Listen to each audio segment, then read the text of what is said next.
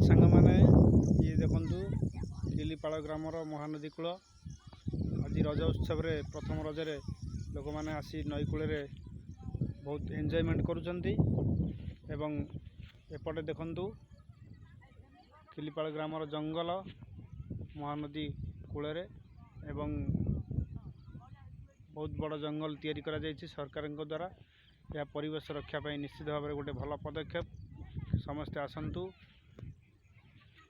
मिलमिशि आम गछगुड़िकर ध्यान देवा एवं चेष्टा करिवा केमिति अधिक अधिक वृक्षरोपण करा जाय परिबो से दिखरे किसी पदक्षेप नेबा।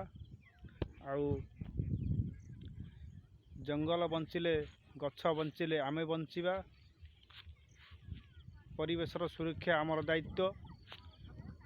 आपण माने देखुचंती दिनकू दिन गछ कमी जिबारु गरम किभଳି भावे अनेक अनेक बढ़ी जाइछि जहाँ दिनकू दिन असह्य हो चली।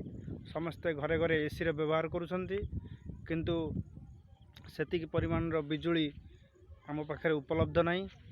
एणु आम जो प्राकृतिक भाव में आमर परिवेश को ठंडा रखा चाहिए ताहले निश्चित भाव में अधिक रु अधिक जंगल सृष्टि करने पड़ो।